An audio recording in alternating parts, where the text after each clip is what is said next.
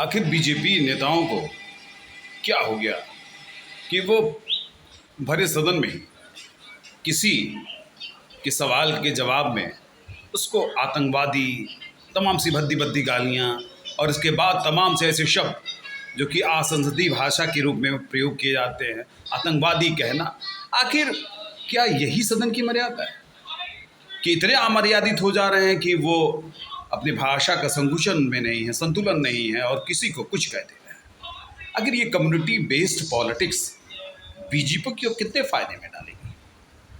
लगता है कि इनकी बेलगामी अभी तक पूरी दुनिया के इतिहास में और ख़ासकर भारतीय लोकतंत्र के इतिहास में ऐसा कम ही मामला आया हो कि भरे सदन में किसी को जाति विशेष, धर्म विशेष बनाकर गालियाँ देना, ये कहाँ की पॉलिटिक्स है?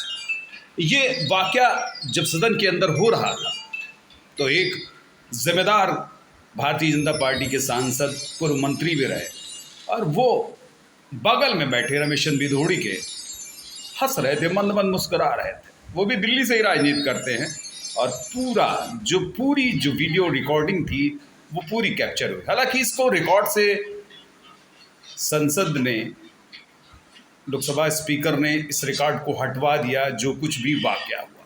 लेकिन इतना गंदा वाकया जिसने पूरी दुनिया में भारतीय लोकतंत्र को शर्मसार किया, जो भाषा हम पंथ निरपेक्षता, धर्मनिरपेक्षता की भाषा बोलते हैं, उसको शर्मसार किया। आखिर कैसे लोग हैं, कैसी विचारधारा के लोग हैं? ऐसा ही वाकया 27 नवंबर 2019 में हुआ था, जब भोपाल की सांसद साध्वी प्रज्ञा ठाकुर ने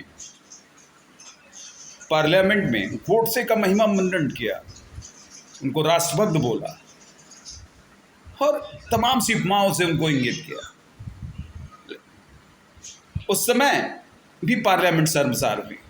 शर्मसार होने का मुख्य कारण कि शर्मसार जिसने राष्ट्रपिता महात्मा गांधी को मारा, जिन्होंने राष्ट्रपिता महात्मा गांधी की हत्या की, उसको भारी सदन में एकदम महिमा मंडित करना, उस बार भी ये रिकॉर्ड संसद के रिकॉर्ड से गायब किया गया। लेकिन रिकॉर्ड मिटाने से क्या कानूनन इन पर लोकसभा स्पीकर कोई कार्रवाई नहीं कर सकते?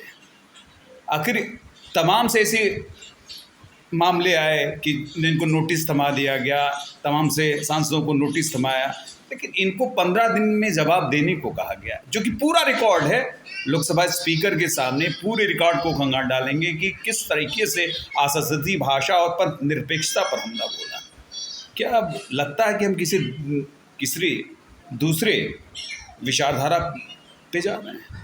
और यही वो लोग हैं कि राष्ट्र प्रेमी, जिनको मौखिक पर राष्ट्र प्रेमी हैं ये, क्योंकि इनकी मौखिकता में और इनके कर्म में अंतर है, क्योंकि मौखिकता इनकी कुछ और कहती है और एक कुछ और कहते हैं। आखिर जब इस तरह से विचारधाराओं पर लोग, अभिदानी शैली पर जितनी तरीके से हमला किया उन्होंने, ये लगता है कि पूरी दुनिया में हर उस लोकतांत्रिक प्रक्रिया को वो जो सेकुलरिज्म को लोग मानते हैं, उन मानसिकता पर ही एक गहरा आघात किया है। रमेश बिधूड़ी दक्षिण साउथ दिल्ली से सांसद हैं, लेकिन इतनी अमर्यादित भाषा, वो भी गाली सदन में। आखिर क्या है ये? क्या ये विशुद्धता पर है? जरा सी माफ़ी मांग लेने से या किसी पर इस तरह से कर देने से क्या ये कार्रवाई का हिस्सा है? बस इतना ही कार्रवाई होगी उनके खिलाफ कि वो उन्होंने जो कहा उस बयान को, पार्टी ने, बीजेपी ने इस पर क्या फैसला लिया, बीजेपी के अंदर इस खाने में किस बात पर लिया गया कि इस तरह की मौखिक बयानबाजी और इस तरह की गलत बयानबाजी बंद होनी चाहिए, इस पर क्या बीजेपी एक्शन लेगी? एक्शन मोड पर नहीं, ये पॉलिटिक्स का उनका हिस्सा है। और ये हिस्सा है का एक ऐसा ही पहलू जो देखने को सदन में मिला कि अगर इस विचारधाराओं में इस तरह से, अगर पार्लियामेंट के अंदर इस तरह से बोलेंगे, तो वैसे भी दुनिया हम पर नज़र रखे हुए है और हमारी विचारधारा पर नज़र रखे हुए, कहीं इस विचारधारा पर ही लोग कुंठित प्रहार न करने लगे। पूरी दुनिया हमारे इस विचारधारा, जो हम बार बार डंका पीट रहे हैं, लेकिन बार बार, अभी अमेरिका में भी हमारे प्राइम मिनिस्टर से एक सवाल पूछ लिया था, वहाँ के एक जर्नलिस्ट ने, कि मुसलमानों पर, और इस तरह से अगर एक व्यवहार भारतीय जनता पार्टी का, एक पार्टी जिसकी सरकार है, उसका सांसद इस तरह पार्लियामेंट में अशब्दों का प्रयोग करेगा एक उस अल्पसंख्यक सांसद के ऊपर जो कि अल्पसंख्यक समुदाय से वास्ता रखता हो, तो सही में ये गलत संदेश नहीं जाएगा पूरी दुनिया के सामने? इस पर क्या कुछ नहीं कह पाएंगे लोग? किस विचारधारा पर जी रहे हैं इस देश के लोग? किस विचारधारा पर ये देश चला रहे हैं? सवाल उठेगा इन पर। इसलिए जो कुछ भी हुआ पार्लियामेंट के अंदर, इतना गलत हुआ, इतना गलत व्यवहार हुआ कि शायद ऐसा कभी नहीं हुआ और ना ऐसा कभी होना चाहिए। अगर इतना इन पे विशेष कार्रवाई, मैं तो लोकसभा स्पीकर से अपील करूंगा सर कि एक विशेष कार्रवाई करिए इनको।